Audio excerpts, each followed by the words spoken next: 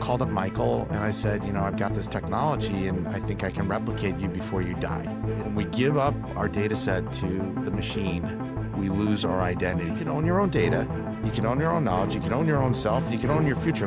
And your AI is not going to replace you. Your AI is not going to try to take your job. Your AI is not going to try to harm you because it's your AI.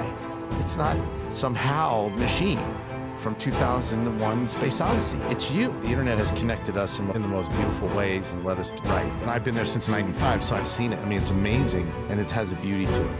But we're being programmed to get the clicks, and our little reptile brain is the cheapest way to get a click. Our concept is that AI is an existential threat. The machine will take us over. We're going to lose our jobs. It's a very dystopian world. And on the other side is what I believe will happen, which is not dystopia. It's about humanity being at the base and the driver of it, not being the whipping boy of the technology. 3 days before he died, we said goodbye. He was in a lot of pain. And he told me, he said, Rob, just remember, I did this for me.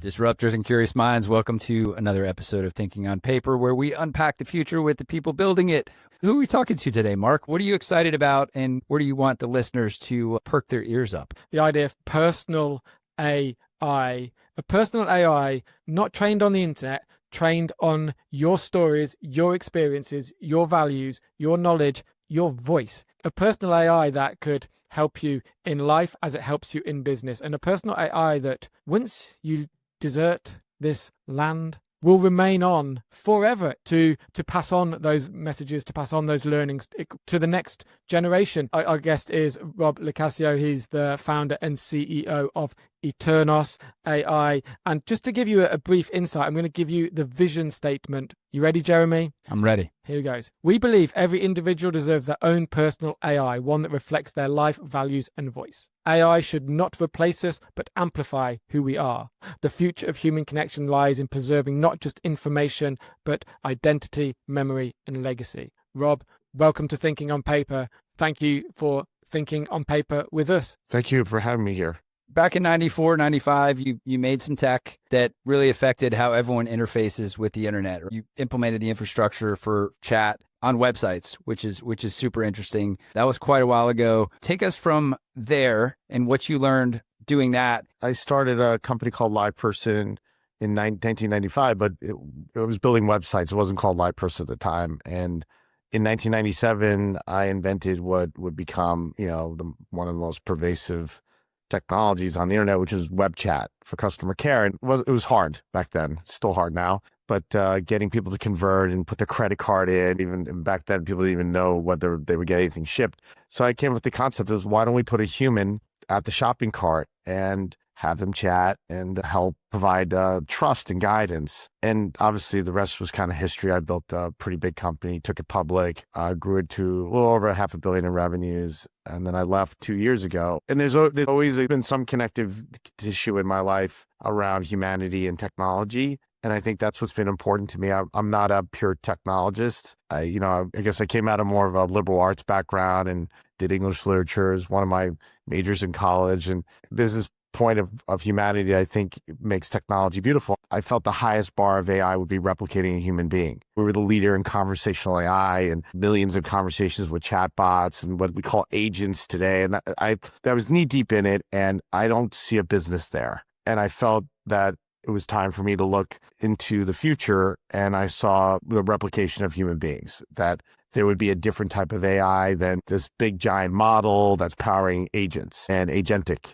And that's a different philosophy that I have about how I think AI will play out. One quick question before we get into what you're doing today. What makes a great salesperson, and how are you able to automate and scale some of those things using AI? That's an awesome question. And I'll tell you the truth of it. A great salesperson or customer support rep, like any profession, and I've met thousands of them, they're just so passionate about people. And in themselves, they're really deeply connected to the idea that the technology is just a massive connective tool for them. Surprisingly, it doesn't really work. on with chat and messaging and chatbots. And our best customers, 40% of all interactions were being done on a messaging automation or chat versus phone calls. It tells us a lot. And the average was like 10 to 15%. We dealt with the largest brands in the world, the biggest airlines. And if you chatted or messaged, you were using this technology I created. But people gravitate to voice calls. And I was like, why? Because the voice calls were exactly what they're supposed to be, is I want to hear a human. All the information's on the internet.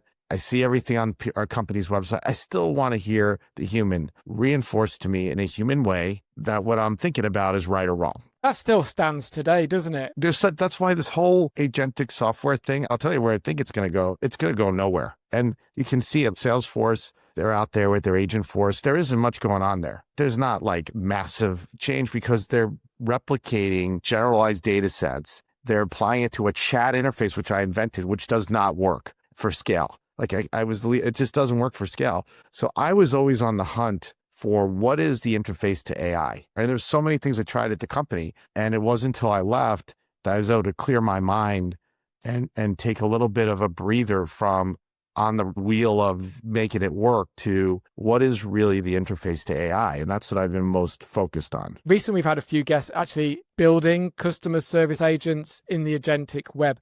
I don't know what their pushback would be. Perhaps that's 1997, it's 2025. Things have changed in terms of the technology. Have they really that much? No, I'm like the godfather of this technology, for better or for worse. It came out of me. I built a business off it.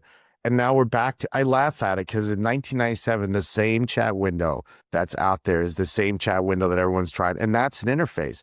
And it's ridiculous. It can't be that something from 1997 just never had its day. And now it's ready to have its day. It's not having its day. I invented it. I nurtured it. I grew it like a baby and put it into adolescence. And I realized it's not going anywhere. It's like the kid that doesn't leave your home. It's just not scaling. And you'll see it because even when ChatGPT, I mean, what extraordinary technology, right? Amazing technology. But I always love when they do their like demo days, and they show their demos. It's like, we've got this thing and then it's the newest intelligence. And then Sam Altman goes to a chat interface. That was from 1997. Like, I don't know any technology that's sticking around since 1997, except this thing that I created. And I really feel like it should just go away. It's the most ridiculous interface for where back then it was so cool. Why? Because we had websites. The interface to website was a web browser. It fit that thing. It was unique at the time. Like, it's the best we could do is like this chat window. We didn't even have video running on websites in 97. So I'm saying is that there's no imagination happening. If you're an inventor of something like that, you just feel like you gotta get away from it. And that's what I've been able to free my mind, because I do believe I have a mission to provide this crossroads between humanity and technology. The current concept is that AI is an existential threat. The machine will take us over. We're going to lose our jobs. It's a very dystopian world. And on the other side is what I believe will happen, which is not dystopia. It's about humanity being at the base and the driver of it, not being the whipping boy of the technology. Rob, we talk about this every episode. No matter what technology gets rolled out, humans are still the users of that technology. Humans still have human tendencies. And where we need to be empathetic, we need to be globally cooperative, we need to work together to benefit the whole of people. We still haven't figured that part out. And it's like,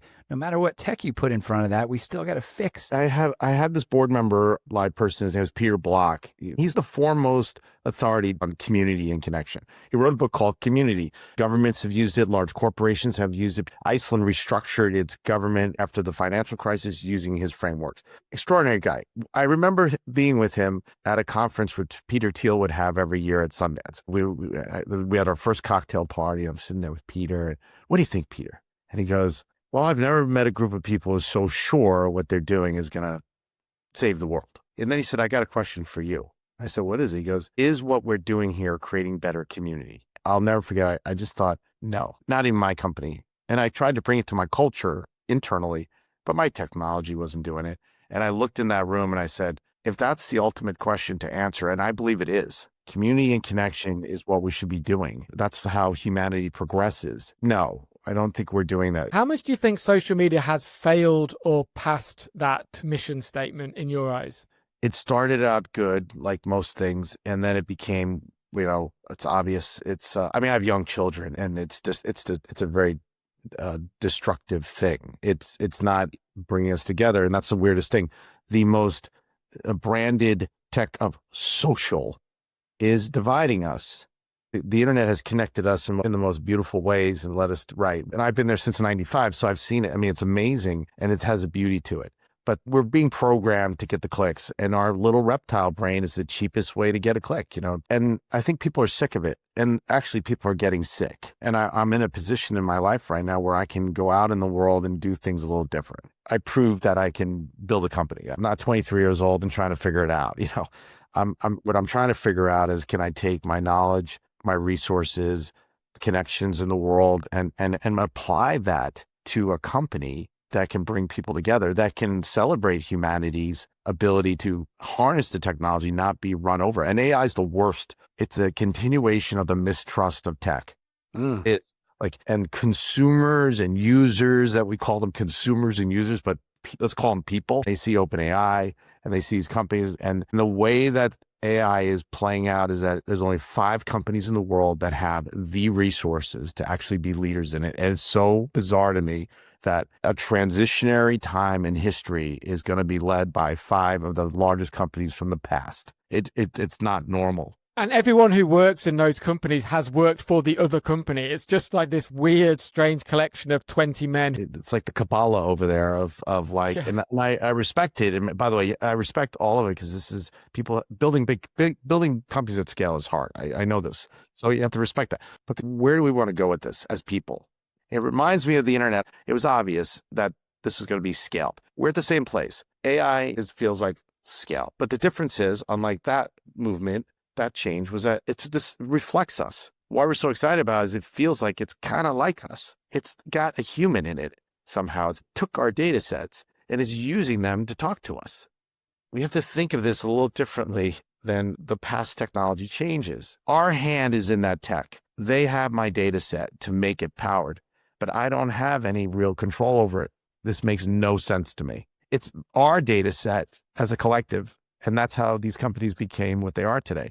But we have no say in these companies. Previously, I was thinking about, the highest form of AI would be a human being replicated. How do you really talk to the machine and think it's the person who created it? The first personal story is my father died 9 years ago, and I have an 8-year-old daughter. And it was just weird to me that no one could talk to my dad. And even though with all the tech we have. The second part, which was more interesting, is I have a friend who posted on Facebook, who I worked with when I was at LivePerson, and I didn't know this, but he was dying of cancer. And he posted on Facebook, his name is Michael Bomber. I'm dying of cancer. I'm saying goodbye to everyone. I've gotten probably 3 months to live. The platform was like 70% there, and already thought about replicating humans. So I called up Michael and I said, I've got this technology and I think I can replicate you before you die.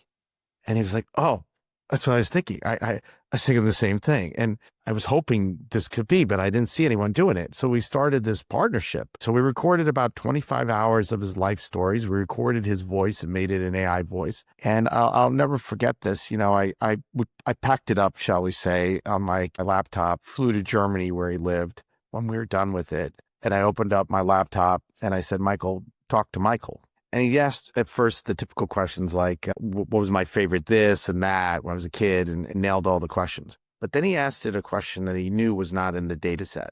He asked it like a life question. Could you give me advice? And the AI gave him advice exactly the way he was thinking he would give the advice.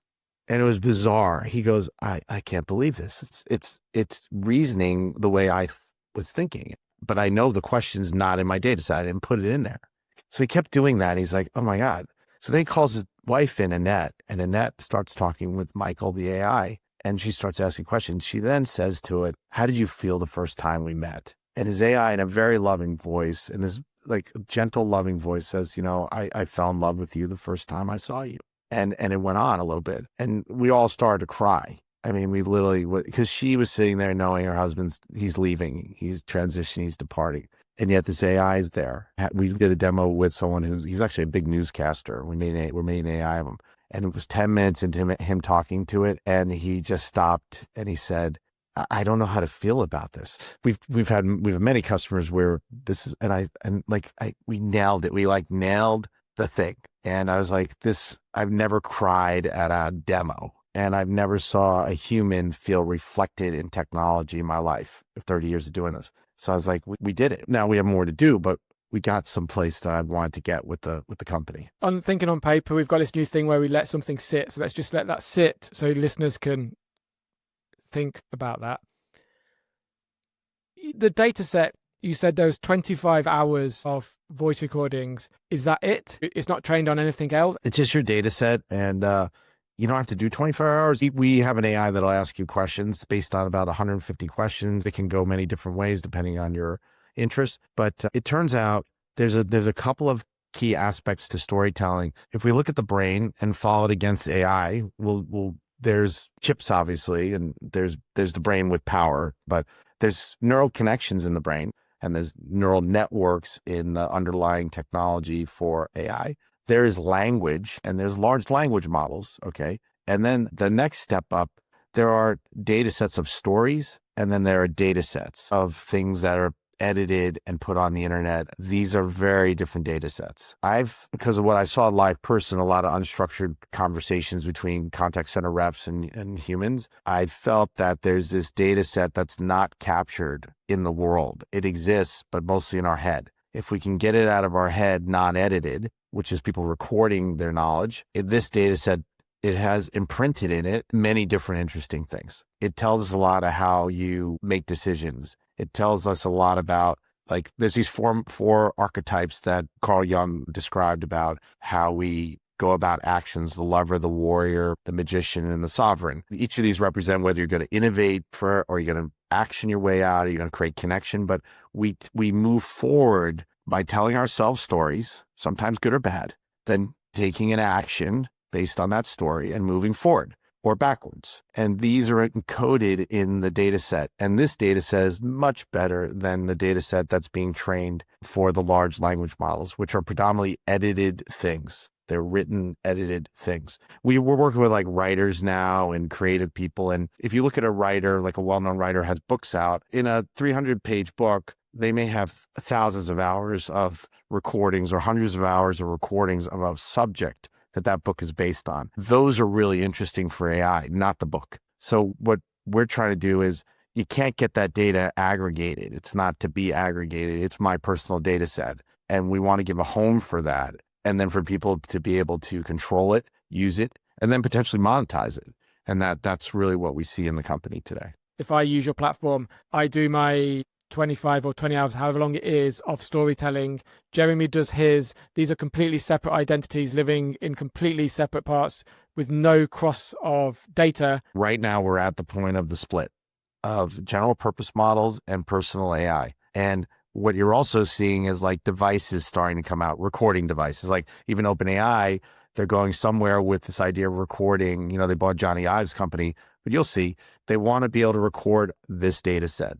I wake up in the morning, I have ideas. There's so much data that we never record, and that's what makes AI actually more human. It's what makes AI more powerful. Now, in their world, they want to get their hands on that data set and get it into their models. And in my world, I want to safely give you a place to store that data, to use that data to better the way you're using AI, and to share it if you'd like to. Each of us as individuals have an X factor. Capturing that in AI, allowing you to control it, is where I see the future. When we give up our data set to the machine, we lose our identity. That's what's happening right now. This is not the future of AI. One thing humans are really good at is self-preservation. Like, we don't like to ultimately disappear. And yes, the current narrative is we will disappear, not as physical beings, but our knowledge beings will disappear. And every day we use the internet, I don't know if people know this, but like, I talk to prosumers, we work with lawyers and doctors and stuff, and they go, oh my God, ChatGPT gets smarter every day I use it. It's getting almost as good as I am at doing my job. And I'm like, yeah, because you keep using it and you keep giving it your data set, and it's just taking it and it's just regurgitating. It's not smart. You're smart, but you gave it and they go, oh my God, I can't, you're right. I keep giving it my work. I keep uploading my work to it. Yeah, wake up. They created this ultimate mousetrap. It's like, it's so provocative. It gets smarter. It doesn't get smarter. It's not a machine that gets smart on its own. It's a parasite of data. And by the way, it's not like I'm sitting there thinking, oh, the world's ending. But I'm like, there's an alternative. You can own your own data. You can own your own knowledge, you can own your own self, and you can own your future. And your AI is not going to replace you. Your AI is not going to try to take your job. Your AI is not going to try to harm you because it's your AI.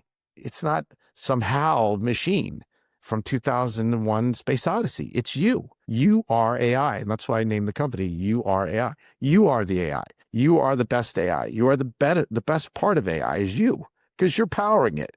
Let's unpack some of this because there's a lot of interesting. My wheels are spinning like crazy. Like about this. Like so, Mark illustrated the example of like, hey, I want to put my I want to create an AI of me.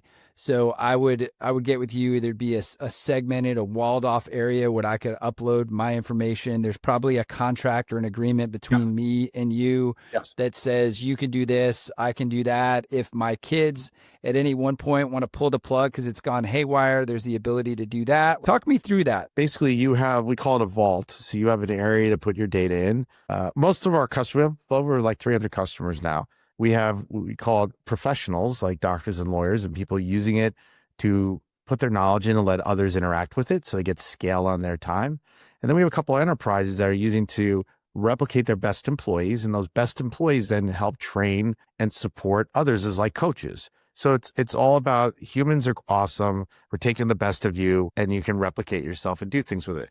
The first part is really interesting. It's that it wasn't something we designed, but people came in originally for the use case of legacy, a baby boomer, let's say, I'll put my data in. They started to use the AI in their daily life. And so they were chatting with themselves. And it was really fascinating. So they're using it like a general AI, but it's them with a different brain. And it's highly contextual. So they find this to be like the best AI. And then we connect a world model to it, like a open source world model. So it's all local. So you can get access to world knowledge, but it has your context to it. So it's like your brain connected into the world, but it's your controlled brain. Let me just make sure I understand. Here's the vault.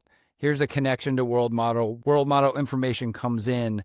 No information goes back out. That's correct. So like there's questions that go out, but we don't allow the base information to go into these things. So the bottom line is it's your data, it's your data set. We're not doing it right now. We have a thing called the human life model, which is more like we understand how to take your unstructured and structured data sets and make them represent you. But we don't create models yet. There is a future where you will have your own model. We'll train a model. It's just expensive. It takes time and it's fixed once you do it. And you have to keep training it every time. And people are putting in data every day. But I do see a world where we're going to all have our own models. They're localized. They can live on our devices. We don't need nuclear power in some giant data set, in a giant data center. This is also something that's very, I don't think is the way to go. And these are commercials, so they can be commercially used. They can be used in your personal life. They go across the gamut. You said 300 customers, lawyers, doctors, they're using it. Is this voice activated or is this a chat interface? What does it look like and where is it happening? These are voice interfaces. They're a what we call a voice to voice model. So you can talk to it and you can interrupt it. And these are not like machine feeling, they're human feeling. And what we've been able to do is on the voice side is extract elements of the data set to understand like how you communicate your thoughts and make it feel very much like you, the rhythm of you and how you process thoughts and speak about them. So yeah, there is a chat interface, but most people use the voice interface. We are working towards, your photo and realistically, like we could be here. I'm moving more towards characters and avatars. Although we can do this, we can take. It's hard to map very realistic stuff. It's also weird to be talking to yourself. Well, it's one thing is audio, but to be speaking to yourself and learning from a visual hyper realistic image of you is another thing. Is this only on the Eternos platform at the moment? Will it be going elsewhere? Will it be able to take my personal AI and put it into my email, to replace my web chat on the Thinking on Paper website, for example? In some cases, it's instances where people have put it out as a web interface and moving towards it's a platform. You can put it in different places, but we're kind of moving in a place where you can aggregate your traffic into a much more, call it like a better interface so that, because when you pop it out, which people do, it's fine. Sometimes it just loses its mojo, as in it's like a chat window again on a chat. On a thing like that. Picture every time you see a chat window pop up, you just go, oh my God. The best thing is when I see a chat window pop up with some startup and they think they've invented the new chat window, and I'm like, I can't believe this thing got funded. And I'm like, but anyway, yeah. So when I see our stuff being used in a chat window, I'm like, I can't believe this is happening. So anyway, We need to change the browser experience. We need to remove the browser to remove the chat. well, web chat. that's what eventually, if we play it all out, if I could just play it out the way I hope it goes, is that you would never go any farther than yourself. So you're talking to yourself. It could be on an AI device. So there's some stuff like, let's say there's a device, it's not the iPhone, but let's say it's purely made for AI, and you talking to yourself and you're having these conversations, and you're like, hey, I'm having an issue with my Verizon account. At that point, I think Verizon would show up inside of you with their AI. Not you should never go to an endpoint. This is one of the things with chat, like going to a dialing 800 number, going to a chat window, doing a messaging conversation with the brand. That's the past. I see is that you don't go any farther than yourself. The brands are there. That you could find in discovery, but there should not be an interface of you leaving yourself. But until AI becomes safe, controllable, and I trust it, I think we're kind of like not going to do that. Rob, let's talk about monetization, because I don't know about you, I don't know about our listeners, but sometimes I get very, very, very tired of the sound of my voice. When I wake up in the morning, I don't want to talk to me. I don't want to get my ideas. I know my ideas. I know how I think. What I want is who do I want? I was going to say I want Jeremy in my bathroom. Give me those thoughts. But can I pay someone really smart to be my personal AI, so I don't have to speak and learn from myself? Yeah, that's where I see the marketplace. Like we have these really interesting people. Like I said, we've got this really well-known newscaster, and we've got a great writer. They may want to provide their AIs in a marketplace where you say, like, I want to wake up with this guy's AI because I want to talk about the news. Like, have him describe business news to me. You understand? Like, have him do that because he's the best at it in the world, and I trust him. And his AI is a replica. It's an authenticated replica of him. So it's not some fakey chatbot doing the news. And maybe I want to wake up to that. And then there's another AI that gives me a little inspirational message. It's the Deepak Chopra one, if you like that stuff, or it's you guys. So I see this as like, that's the world we'll be in. But I'm still there. It's stuff coming into my AI head, and I'm still there, but it doesn't mean I have to talk to myself. But it all is going through my AI, let's call it brain. And then you go on holiday and you want Cormac McCarthy to wake up with, or as you go through your day, your tasks change and your AI accompanies you depending on what is happening in your day. I love that idea. That's really, really pretty special. What happens if my doctor has this and I go to talk to the doctor bot, it recommends something, I go do it, and something bad happens? You can't do an endpoint yet with an AI giving medical advice. It's just not allowed. This is more of like the education of other doctors on another doctor's specialty. One of our enterprise customers, it's their best sales agent trading other ones, but not selling, because it's a life insurance company. They're not selling life insurance on their own because it's very regulated. So the first part is just, there's a lot of training going on of these experts to other experts to others. And that's really where the business is today. Eventually, when there'll be more regulatory understanding of how to do this in a way, but you're right. It's a liability right now. You can't do it. Dr. Doogie Howser aside, this technology changes grief. It changes family. It changes the cultural dynamic of generations, possibly. Like, how do you respond to that? Well, the grief one, we know because the wife of Michael Baumer, we could follow Annette, and we know Annette and still stay connected to her. There was just a lot of pain and grief on the loss of her husband, and that didn't change with the AI. And at first, actually, she didn't even really want to talk to it because it was just a reminder of the pain and suffering because he went through this cancer for many years. But then after that, it's not like you get over it. As time goes on, it's over a year, she interacts with it and talks to it and has these conversations with it, which is great because he like lives in some form as a reminder. What's more interesting, I think, beyond Annette is like, he's got kids, he's got 2 sons and they have kids, and there'll be kids beyond that and kids there. When you get past that first generation of the people who knew it, or second generation who knew, first, second who knew the person personally, it's so fascinating to me that like my great-grandfather came from Sicily to America, and we don't know much about him. I know his name, Luigi, but I don't know much about, he came here at 13. I don't really know much about what he felt. He arrived, didn't speak any English, and made it all work and lived in New York with his father and his 2 siblings. It would be such an amazing thing for me to talk to him and like, what'd you go through? And maybe the things he felt building a business, It's the things I feel. And it's so interesting to understand, like, did my grandfather, he definitely had a major impact on my family's life moving from Sicily. But then emotionally, his thoughts, I was lucky enough, my grandparents lived around me when I was a kid, and I learned so much through them. It's a modern day thing that everyone breaks up. Like, families split up pretty early now. Grandparents go somewhere, we go someplace to college, and we lose the connective tissue to our past. And there's so many things that our past relatives learned about life that we lose. And we're probably looking for it somewhere else, like on the internet and social and other gurus, where maybe your grandparents experienced love, loss, all the stuff we're feeling as humans. And I could hear him tell me, what was it like? How'd you get through it? What'd you do? Because I'm here, but you can't do it. And so that's where I think there's a power to it beyond the grief stuff, The timing issue is interesting too, because like it's often not until later you have the wherewithal, the self-awareness, the knowledge, the growth as an individual yourself. I wish I asked my grandpa this question. Like, God, like I have the insight to ask him that now.